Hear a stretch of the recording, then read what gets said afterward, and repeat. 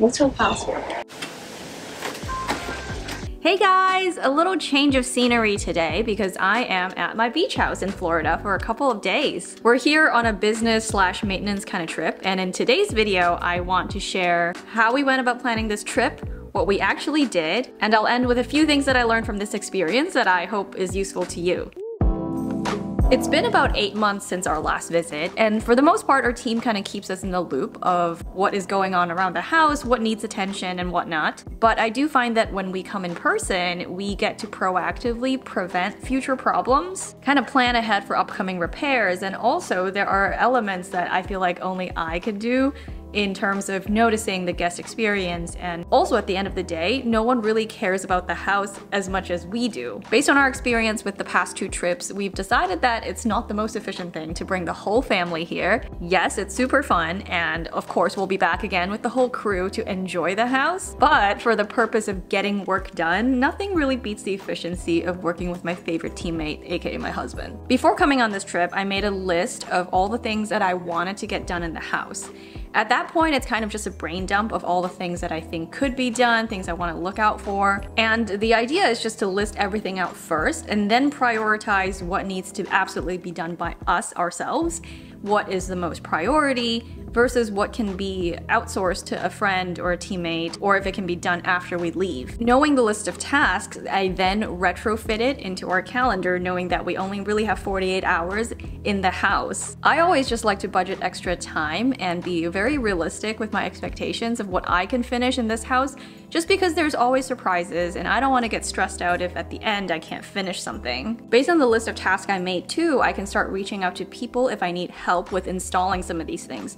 So for example, we had this mural wallpaper that we've purchased for months at this point, and we just kept forgetting in the previous trips to hire a person to come put it up. Putting up wallpaper is not a skill set that I have, and I didn't realize not all handy people do this because, I don't know, there's some trick to it, I think. So in the example of the wallpaper, this time I planned ahead, and so I found a person that can help us with that. As for the trip logistics, we just found a really good deal on a flight to Orlando, which is not too far from here, a couple hours drive, and the grandparents graciously offered to take the kids when we were gone. For the car rental, just a quick tip here, if you have the Amex Business Platinum, you get Hertz President Circle status, which means you get to bypass the counter and just walk straight to the lot, and you can pick any car in the lot, and the key is just in the cup holder, and you get to basically pick whichever fits your needs and your style and just drive right off. Since we got to Orlando pretty late, we just stayed at a hotel that night and drove out the next morning. The first order of business when we got here was to do an inventory check and to do an inspection of the house. 8 towels. I feel like we're missing some of these cute bowls. This is so nicely stocked now. Does feel good. Here, how about I make the list? Yeah, go for it. As we went along, we made 2 lists. The first list is all the things that we need to buy, and you may want to separate out which item comes from which store, but for us, I feel like we've done this enough times that we kind of just know, and we get most of the things from the same places we've been to anyway. I looked through all the utensils. I think we're just missing like big tongs. The second list we made was for repairs. The idea here again is to just collect all the items first and then prioritize, okay, which ones should we do versus which ones should we tell our handy person to do versus which ones are like just phone calls to make or whatever. All right, this looks pretty good. I think we may have to clean these ducts at some point. It's kind of hard to dust these. Hey, what happened there? Why is this thing up here? With the initial inspection done, we then reached out to our handy person who so kindly agreed to come the very next day, and we gave him a list of all the things that needed to be done, and we headed out to do some shopping.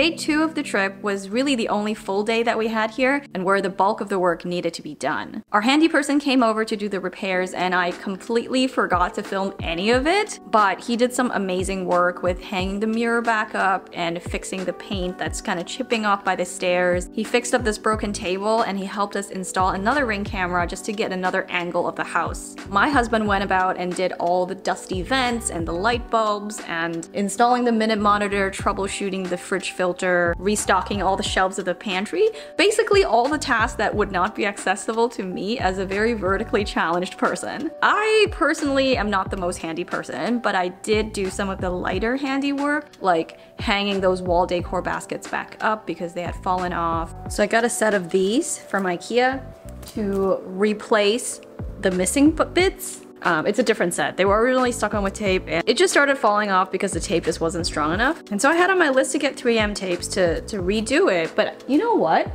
I stuck that one on just to see what it looks like and it's not even coming back off. The one that I added on the side, that one is done. This other one on this side, it's not sticking. And turns out there's a little hook thing, so I don't even need the 3M tapes. I just saved myself a trip. I'm just gonna hang it with these hooks. Does this look reasonable? A little higher. Let's see. Higher? Yeah, let's see. My next task is figuring out which closets are missing hangers and putting them back in. And I went around the house with a damp magic eraser, just taking off some of the scuff marks that have been on the walls and on the trim. It's a great meditative exercise. We also spent some time visiting with our neighbor and her dog and her cat, and that's 100% something only we can do. We called the garbage people to request a new trash bin because apparently bins go missing around here. Like, who even takes other people's trash bins and why? But you know what? That got sorted. We also went to Target and Home Depot and Trader Joe's to get some miscellaneous supplies that we missed on the first day. And that brings us to the last day we have here at the house. We intentionally didn't have a lot planned for today because we don't want to be scrambling very last minute. The plan was just to clean up the house and get this wallpaper mural installed. That just got done and we're gonna touch up some of the paint around it, but I think it looks amazing. And after we clean up the house, we're gonna get some new pictures and some new video footage that we can save for future purposes. I don't have a specific plan on how I would edit them together for social media or for our own website, but at least I'll have them and I can tinker with them when I have a little bit more time. I'll probably go chat with our landscaper when he gets here, and then that's it. Get lunch and head back to the airport.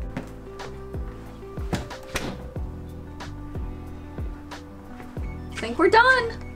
So what did I learn from this trip?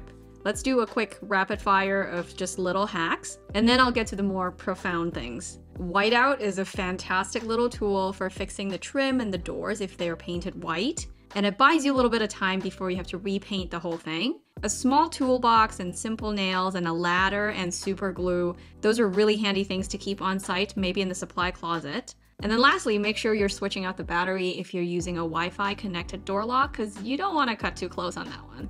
Now, onto the bigger things that I learned after a little bit of reflection. The first thing is that you can't really automate before you learn, and you can't delegate when you don't know what you're actually delegating. One thing that is often advised is that you gotta start delegating more and more tasks because you are the head of this business, and these low value tasks, you should be able to find someone else to go do that so that you can focus on working on the business and not in the business. That if you can find someone else who can do that same task for less money and or they can do a better job, then you should hand that off. I actually 100% agree with that approach, and that is what I'm trying to get to, but it takes time to figure out what you're outsourcing and who should be doing it and how you want it done. Like, I'm not talking about the inventory and stocking. That's more of a bonus thing that we just do because we're here. But in the example of inspecting the house and making a list for repairs, say we want to find someone who can do this for us once a month. There's gray area. As an example, the walls. Obviously, you're not going to repaint every single wall every time when you see a little bit of a chip, a little bit of scuff mark. So what are things that should be problem solved as like, oh, let's try a magic eraser? or let's just leave it be and not do anything and notice that it is just imperfect. How bad is bad enough to intervene? And when it is time to intervene, what is a reasonable budget? What is a reasonable timeline? Because ideally, if I'm trying to outsource this whole inspecting task, I don't want a person that just goes around and sends me pictures of paint chips, right? I want them to handle that whole decision-making process using similar values as I would to assess and decide the next steps. Or let me give another example. That green chair that was kind of pilling and kind of having a little bit of stains from just people sitting in it, maybe wearing dark clothes, or maybe they have like hair products. I don't really know where the stains come from, but they're not bad enough yet. They're not jumping out at me, but I can see it. And I know eventually there is a timeline on when this needs to be replaced. Now, if someone else is looking at the house and inspecting on our behalf, I want them to tell me that. Not that they need to intervene, not that there is anything to actively do at this moment, but I want to know because of the purpose of budget planning and for the purpose of thinking about the interior design kind of as a whole. Instead of trying to make a very comprehensive task list to include every micro little task, which is not possible because there are infinite things that could go wrong in a house and infinite things that you could do about that problem, how do I convey what's important to me and then have this person that I find solve the problem on my behalf? How do I assess if they're doing a good job? What does good even look like? These things are things that I can totally figure out, and I do aim to get there, but it is a separate learning curve, and I think it's okay to not rush into hiring just anyone and just continuing learning as I go. The second thing is I've been kind of reflecting on how much time and effort this takes, and I don't mean it as a negative. I do think if you are new to short-term rentals and you're looking at educational videos of how to Airbnb and how to set up pricing, how to do this, how to do that, that content is condensed on purpose to be more linear and more clear, more concise, and more practical and useful. It's not necessarily because people want to hide the bad parts. It's simply a more efficient way to do an educational video when you can give a very clean framework. And I know when I'm making videos, I'm just thinking, how do I make it be most concise and most useful for the viewer and not waste their time? But then the problem with these super clean, condensed videos is that you're not seeing the messy behind the scenes. The whole you're walking into a house not knowing what you'll find, but you know you'll just roll with it. Or this is your first time analyzing a deal and making an offer. You don't know how it's gonna go, but you are just doing it even though you're nervous. You're not really seeing that because by the time we're talking to the camera, we're telling you something that we've already figured out. You're not seeing as much of the stress, the mistakes, the like waffling, how to give feedback to your cleaners, the way my heart just completely sinks when I get a review that's not 5 stars. And literally like right before I shot that footage in the Florida house, how I was feeling about how am I not doing this right? How have I not already automated all of this like everyone says you should do? All of these things just kind of marinate in my head for some time, and what you get usually is just the clean conclusion, aka my previous point about how you can't automate until you learn. This is all getting very meta, but I think my point is learning from scratch how to analyze property and then finding it and furnishing it and writing up the listing, dealing with guests, hiring a team, constantly troubleshooting and looking at your own metrics to improve. All of that takes time and it's not linear.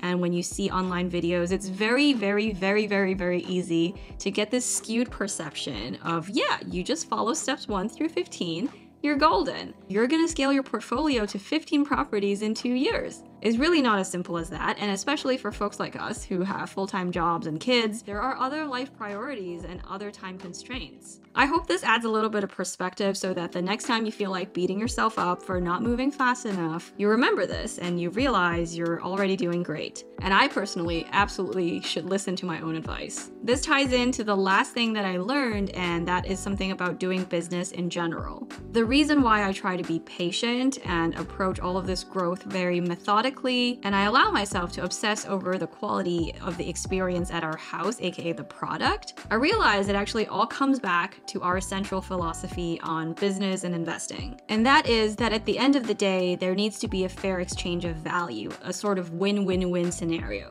Like, I'm making money and achieving my financial goals, which obviously I have to because it is a business, but for the person paying, I want them to be like absolutely thrilled to be paying this money, to be buying the product. And then after they have happily committed to buying this thing, I want to over deliver beyond what they thought they signed up for, just for that extra bonus happiness. This whole trip and thinking through, why do I do the things the way I do them? And why does it sometimes sound like conventionally a wrong answer? It gave me so much more clarity. For me, it's not always the thing that has the highest short-term ROI that drives decisions. It's what's long-term going to make this a sustainable and enjoyable business that I can be proud of, and something that nets positive for me, but also for the guest and for everyone else involved. And I think that it's different for everyone, and that's totally okay. It doesn't make anyone a bad person if you think differently. I think I'm just a lot more clearer on what it means for me now, and this has been really helping me focus and just ignore whatever doesn't apply, and also appreciate just how success can mean so many different things. If you already have a short-term rental, leave me a comment with how often do you visit your place, and when you do go, what do you like to do there? And if you don't yet have a short-term rental and you're here learning about the process, first of all, please use my link when you do sign up for Airbnb. It really helps support the overhead of this channel. But secondly, let me know if there were parts of this trip that surprised you, or was this exactly as much work and the kind of thing that goes on that you expected. I hope you liked this video, and I hope you're having a good day, and I'll talk to you again next time. Bye!